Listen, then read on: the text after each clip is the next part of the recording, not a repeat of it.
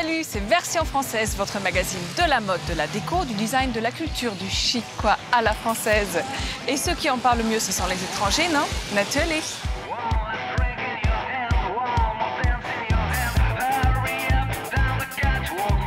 Cette semaine, émission spéciale Kids et portrait de la marque Sœur, créatrice de vêtements pour adolescentes et même leur maman. Repérage spécial aujourd'hui dans un événement purement kids-friendly en Normandie au festival Pete the Monkey. La bonne idée pour un week-end insolite en famille. Focus sur la chaussure qui accompagne les premiers pas des tout-petits depuis plusieurs générations, c'est Pomme d'Api. Et la relève du jour, c'est Oh My, deux jeunes graphistes qui inventent des coloriages géants pour le plaisir des petits et des grands. Un divertissement merveilleusement régressif. Et tout de suite, c'est Point de vue, un regard affûté sur les nouveautés stylées de la semaine. Chic, version française, c'est maintenant.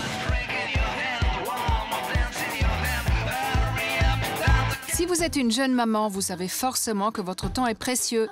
Ce petit coin de paradis accueille avec bienveillance les mères et leurs enfants qui peuvent choisir entre massage, coiffure, manicure, pendant que les enfants s'amusent dans un espace sécurisé avec un personnel aux petits soins. Rentrez chez vous avec un brushing impeccable et Léon sous le bras, so easy. Mumo est un musée mobile qui va à la rencontre des enfants, en particulier ceux qui n'ont pas accès facilement à la culture, en se rendant directement sur leur lieu de vie. Ce conteneur mobile vous fera découvrir 4 espaces plongeant les enfants dans un univers différent. Peinture, sculpture, installation vidéo, design pour les petits artistes en herbe. La tectonique des plaques, c'est une centaine de pages imaginées par Margot Motin qui dresse le tremblement de terre qui est survenu dans sa vie. Jeune mère célibataire, parisienne branchée, elle tente de gérer les glissements de terrain de son existence. Une réflexion sur sa vie mise en scène de manière humoristique, un livre quasi thérapeutique pour toutes les mères célibataires complexées. L'objet du jour qu'on veut accrocher dans la chambre de Jean Albert, c'est cet arbre généalogique. Proposé par le très branché Papier Tigre, ce tableau est la promesse de passer un dimanche après-midi à fouiller dans les albums de famille pour retrouver la photo de votre grand-mère Alberte et prouver à tous que oui, il a bien ses yeux.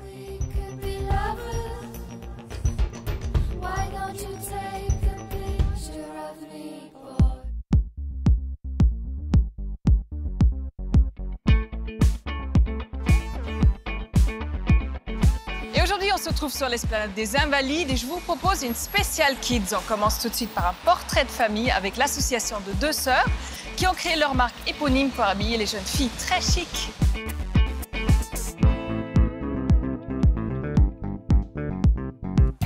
Voici Angélique et Domitille Brion, la fratrie qui a fondé la marque Sœur. Salut les filles! À Paris de bon matin, petite visite dans l'une de leurs boutiques. Au programme, briefing avec les vendeuses.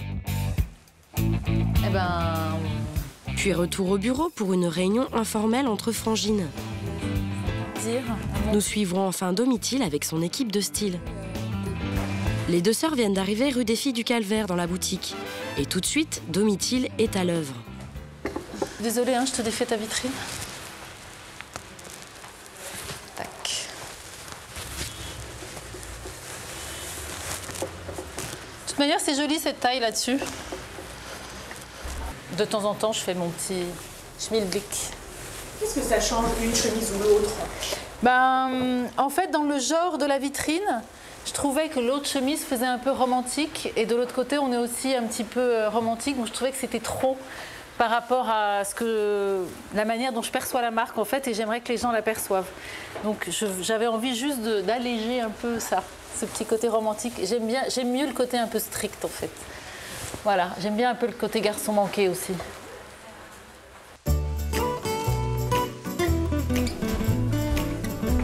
Sophie?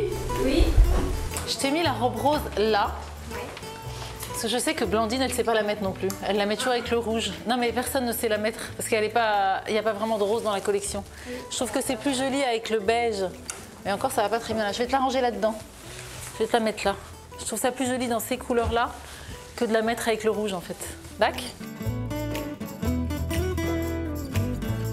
Quand on crée la collection, au tout début, on crée les tissus d'abord. Donc on imagine des ambiances couleurs. Et ces ambiances, on sait qu'elles vont se retrouver quoi qu'il arrive dans la boutique. Donc moi, quand je suis en train de faire ces petites ambiances couleurs, je vois déjà toutes les boutiques. Donc je vois les portants. Donc je sais par exemple là qu'il y avait un portant beige, noir et écru. et j'avais envie de le réveiller. Et tout d'un coup, je me suis dit, tiens, je vais mettre un peu de rose. Donc en fait, ce que j'ai mal fait, c'est que j'ai pas assez transmis à mes équipes de merchandising que ce rose, je le voulais là. Et c'est vrai que c'est pas d'une évidence totale. Donc voilà, tout est pensé effectivement comme ça. Tout est pensé au millimètre. C'est ce qui fait le succès de la marque. Au départ, il y a une dizaine d'années, les deux sœurs ont créé leur collection pour habiller Zoé et Ninon, leurs propres filles. On s'est dit, il y a quelque chose à faire. On savait qu'on ne savait pas où les habiller, nos filles. Donc on peut les habiller chez la femme, mais ça leur va pas. Voilà. Donc on s'est dit, en fait, c'est ça qu'il faut qu'on fasse. Il faut qu'on fasse l'ado, la jeune fille. Puis la jeune fille, elle grandit et voilà. Et Sœur a grandi avec elle. Sœur est une marque aujourd'hui distribuée dans le monde entier. En France, en Europe, mais aussi aux États-Unis, au Japon, en Corée, en Russie, au Koweït et en Chine. Celle-là, à mon avis, elle n'a pas dû faire un best. Ok, mais n'empêche que je l'ai vue porter. Pas mal. Ouais. La Yuri, toujours pareil. Ça, super. C'est dingue, hein. Super sur les cossets double face. Bah, c'est celle-là surtout qui marche bien. Parce qu'il est double face, parce qu'il est bleu, parce qu'il est très estival en fait, quoi. Je pense. Et que le bleu marche toujours. Ouais. Mais pour qu'une collection se vende, le secret, c'est de nous raconter une belle histoire. Tout ce qu'on a en nous, en fait, va ressortir parce qu'on va croiser un tissu. C'est ça l'inspiration, en fait. Voilà, c'est des choses on va croiser un tissu qui va nous évoquer quelque chose, un film. Alors aujourd'hui, en ce moment, moi je suis très nouvelle vague, donc j'aime bien tous les films de Godard, les films de Romer, tous ces films-là. Donc tout d'un coup, on va se retrouver effectivement sur un marché où il va y avoir des tissus et ça va faire tilt. Et là, ça va être le début d'une histoire et on va tirer la ficelle en fait. Aujourd'hui, plus de jalousie entre maman et sa fille, Sœur est devenue une marque transgénérationnelle.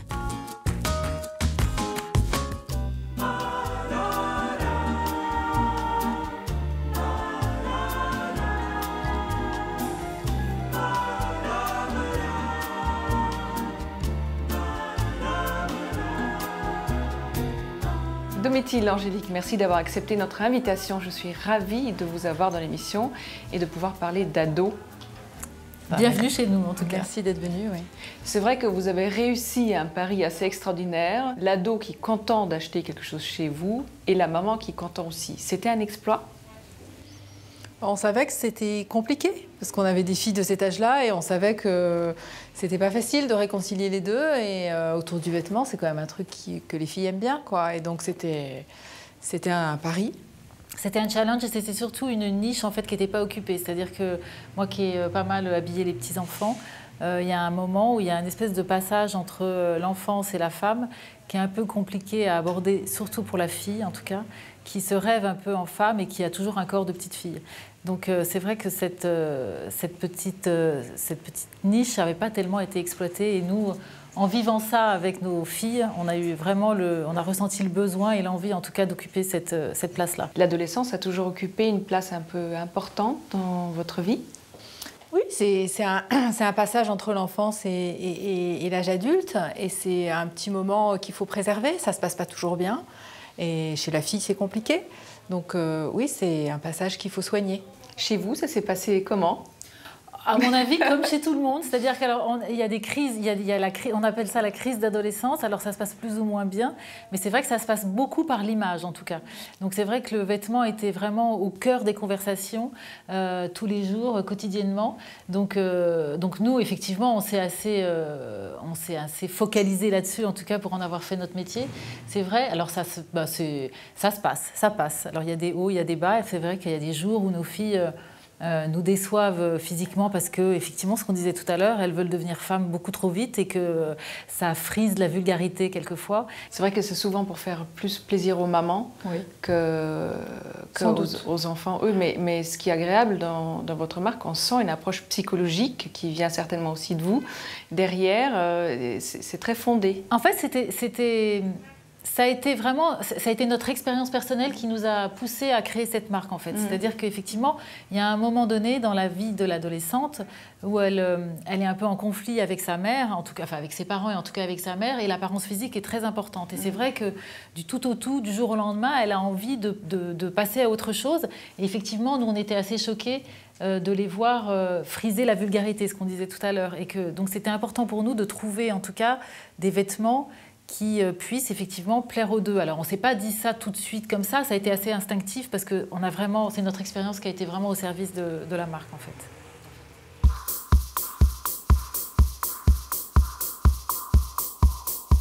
Version française vous embarque pour un petit week-end à la mer en Normandie pour vous faire découvrir Pete the Monkey. Plus qu'un festival, c'est un véritable événement cool et familial. Embarquez vos chouchous, c'est au cœur d'une forêt magique que s'installe le festival pour 3 jours. Animaux marins dans les arbres. Installation poétique pour regarder la forêt à travers des filtres rouges, jaunes, bleus.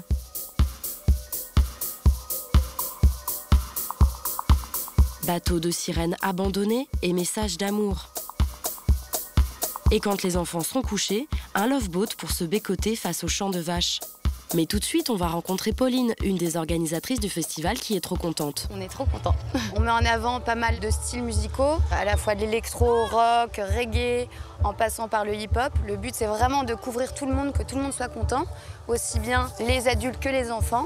Et aussi dans cette optique, la journée, on a beaucoup de petits stands artistiques, créatifs, origami, poterie, sérigraphie. Et le soir, un peu plus festif pour à la fois plaire aux grands et aux petits. L'idée, c'est quand même de rester un festival familial, intime, copains. Le but, c'est vraiment de rester petit et sympa. Petit et sympa, entre copains et en famille. Du coup, on se fait des couronnes de fleurs dans les cheveux et on rigole. Oh oui, quelle rigolade, les couronnes de fleurs dans les cheveux. On participe à des silence parties dans les tentes rouges. Musique dans le casque, en vrai, ça donne ça. Un peu bizarre, mais hyper orgasmique. Papa emmène les enfants faire du toboggan dans des sacs à patates pendant que maman tente la sieste collective tantrique. On rencontre un écrivain anglais et sa machine à écrire qui nous invente en live des poèmes et nous envoie de l'amour. Pas au bout de nos surprises, au détour d'un rondin de bois, on tombe sur une chorale en pleine répétition de Survivor des Destiny's Child.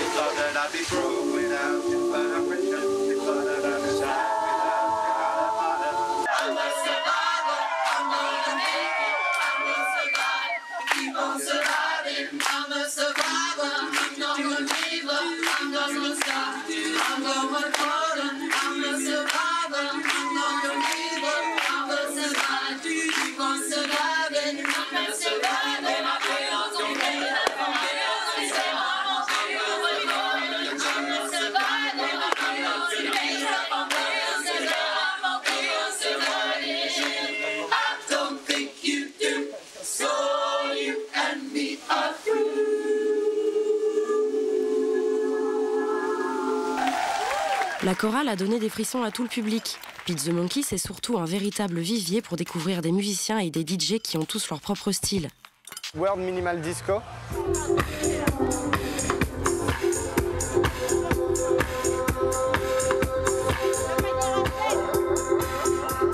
C'est une sorte de techno organique. C'est des chansons en français assez mélancoliques, mais qu'on veut dansantes, quoi. Je viens faire de la musique pour égayer les gens. Jacques, c'est un artiste qui crée des musiques grâce au bruit qui nous entoure. Et ça donne un truc comme ça.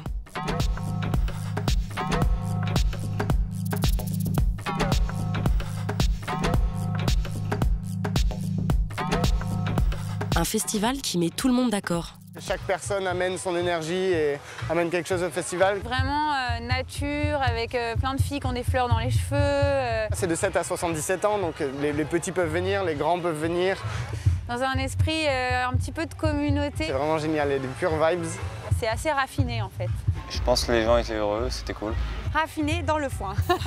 Pete the Monkey reverse les fonds récoltés à l'association du même nom qui protège les singes d'Amazonie. Bref, c'est le festival cool où embarquer pour un week-end onirique.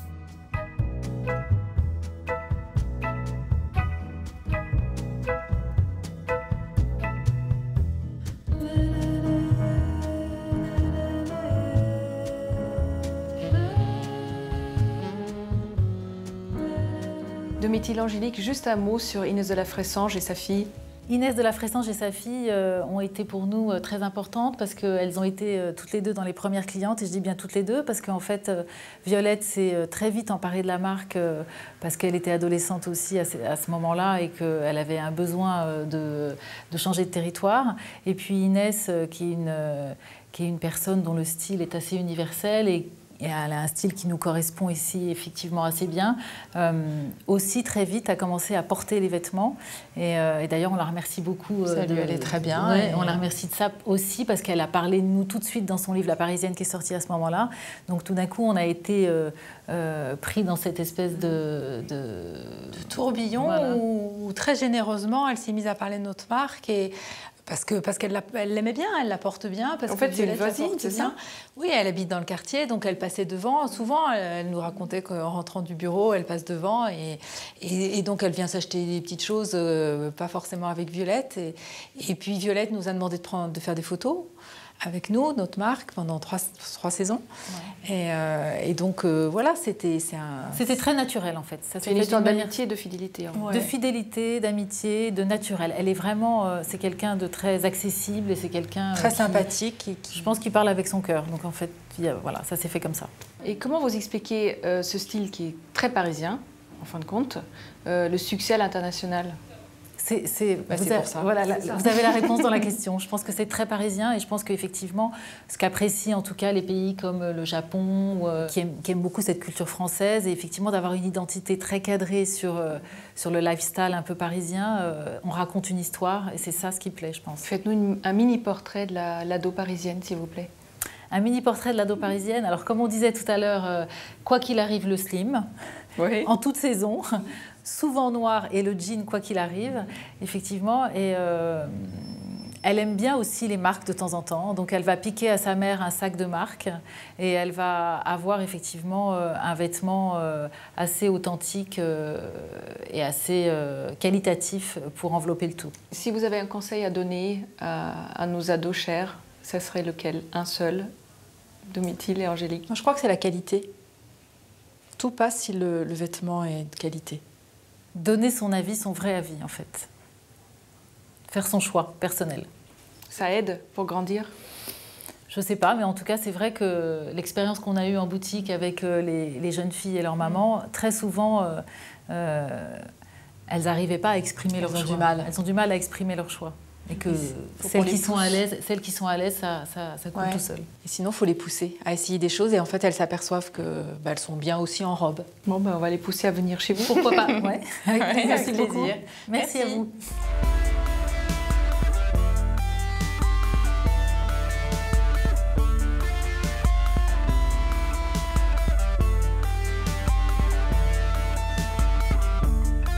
Notre focus du jour nous emmène dans les ateliers de Pomme d'Api, cette marque qui accompagne les premiers pas de nos chers humains depuis bien des générations. Attention, Nostalgie Inside.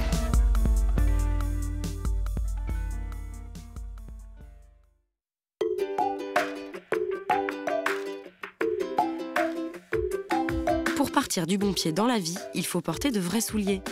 Depuis les années 70, la famille Roturo dessine et fabrique les chaussures Pomme d'Api. Des chaussures de qualité, une marque française, Cocorico. L'origine de Pomme d'Api, c'est la famille Roturo, à la Gobrotière en Vendée. Les frères Roturo, Guy et Yvon Roturo, qui ont créé Pomme d'Api, ont créé cette marque en 1973. Ils ont envie d'insuffler un peu de modernité dans le style des années 70, qui était très classique dans la mode enfantine. Donc ils arrivent avec des idées un peu nouvelles, un peu décalées. Ils arrivent avec des sabots de bois, des chaussures compensées, des choses un peu excentriques. Ils sont les premiers aussi à créer des réseaux de magasins, ce qui n'était pas commun à l'époque pour des marques enfants. Et ensuite, tout s'enchaîne jusqu'à aujourd'hui, où la marque arrive à maturité. Comme une belle pomme rouge à la Jeff Koons, nous voici chez Pomme d'Api. Réunion de travail ce matin à la Gaubretière. Celle-là, elle est bien. Petit garçon. Petite fille. Une mixte. Fais voir les autres versions, Jean-Claude, s'il te plaît. T'avais pas mis un vernis, là ? En changeant le verre, ça sera beaucoup mieux. Non, on change juste le verre et puis ça sera bon. Laisse la tige comme ça. On laisse la tige comme ça. Ouais. Est-ce qu'on rajoute une 4e couleur ? On a reçu les semelles, Jean-Claude ? Oui. S'il te plaît. Par rapport à ce qu'on leur a demandé, c'est pas mal. Hein. Ça, c'est plus compliqué, mais forcément, pour moi, c'est plus joli. Je sais pas ce que vous en pensez. Et là, en production, ils sont capables de les faire ? Alors, dans ce mélange-là ? Par contre, là, on a combien de couleurs différentes ? 10 ? Voilà. Entre les deux, il n'y a, y a même pas à réfléchir. Il n'y a pas photo, non.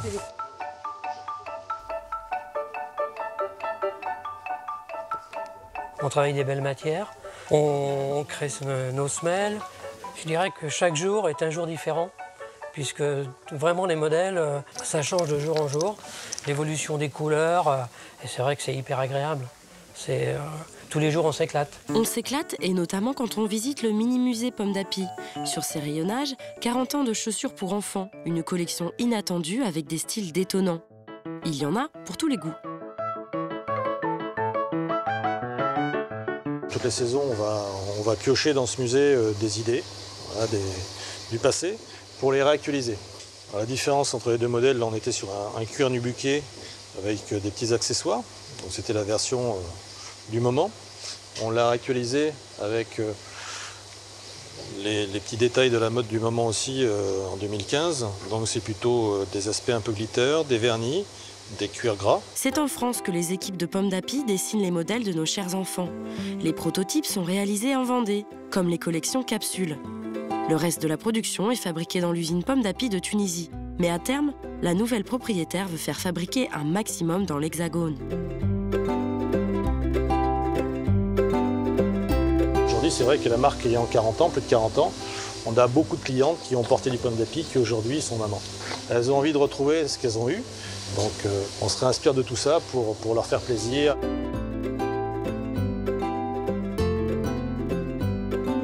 On sait qu'on a des potentiels inexploités en Angleterre, en Belgique, un peu partout dans le monde, au Moyen-Orient.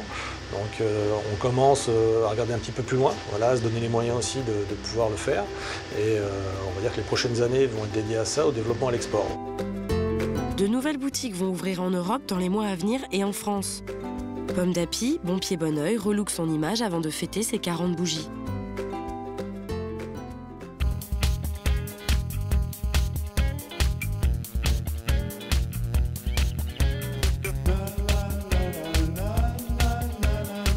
Omaï est une marque imaginée par deux créatrices qui imaginent des objets ludiques, graphiques et joyeux qui amusent petits et grands. Et c'est notre relève Kids Friendly de la semaine.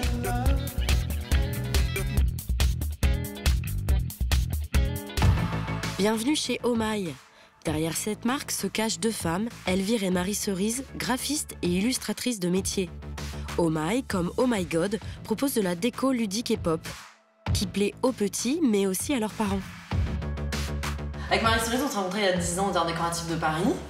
Et en sortant de l'école, on a décidé de monter un petit studio de graphisme toutes les deux. Et il y a 3 ans, on a eu envie de s'auto-éditer sur des petits produits, voilà, pour s'amuser un peu et sortir du quotidien. L'idée de départ, comme nos premiers enfants étaient tout petits, tout bébés, on avait des chambres qu'il fallait décorer. Et on avait vraiment envie de les décorer avec des produits très graphiques, très différents. On n'avait pas envie d'aller dans le commerce, acheter ce que tout le monde avait. C'est pour ça qu'on s'est dit, il y a quelque chose à faire dans la décoration pour enfants. Et donc on en est arrivé à ce papier peint géant, de fresques géantes à colorier, qu'on a donc réduit au format pour pouvoir le vendre en boutique. Mais l'idée, c'était vraiment de faire quelque chose de complètement différent des autres chambres d'enfants. Le coloriage géant, du coup, c'est à la fois un élément de décoration, mais l'idée c'est que chaque enfant, chaque parent fait évoluer sa décoration dans son intérieur au gré de ses envies. Donc certains les colorient entièrement, certains les colorient à moitié, juste des touches, après les couleurs, tout est possible. Des gens font des choses très camailleux, ton sur ton, d'autres font des couleurs arc-en-ciel sur tout le coloriage. L'idée c'était vraiment d'amener des produits de décoration pas très chers, qui permettent à toute la famille de participer à sa décoration. Et cette grande feuille permet à tout le monde d'avoir un énorme espace de création, de liberté. On peut la mettre au mur et là donc, tout d'un coup on se retrouve à colorier sur les murs. On peut la mettre au sol, tout le monde est allongé. Enfin, c'est vraiment un moment de partage entre tout le monde, de colorier cette immense feuille avec tous ces dessins. En bon chemin, Omaï ne s'arrête pas là et imagine une nouvelle gamme de produits. Des stickers, de la super vaisselle à colorier, des valisettes, des posters phosphorescents. Faisons donc un petit tour dans les ateliers de création avec Marie Cerise. Donc ici, on est dans le studio de création de Omaï et c'est là que tout se passe en fait, tout se crée. C'est là où tous les produits sont conçus. Avec Elvire en amont, on décide de ce qui va sortir. Voilà, on donne un peu les tendances de création du studio. Et ensuite, donc on a une équipe qui est composée donc, de graphistes et d'illustrateurs qui vont reprendre nos idées, les retravailler un petit peu et les mettre les mettre en œuvre. Nous, ce qu'on aime, c'est les couleurs, du pastel au fluo, en tout cas la vraie couleur, la belle couleur. Et ensuite, on adore tout ce qui est graphique, donc ça va être du motif, du dessin, de l'illustration. Voilà. On va utiliser toujours des belles couleurs et du graphisme. Tous les produits sont conçus ici. Voilà, on a choisi de faire fabriquer en France, c'était un vrai choix pour privilégier le produit français.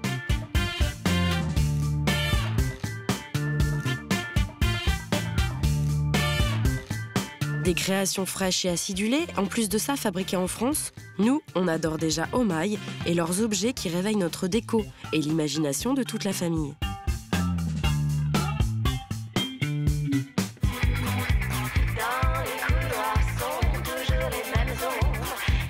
Version française est déjà finie, alors soyez chic toujours et retrouvez-nous la semaine prochaine. Bye!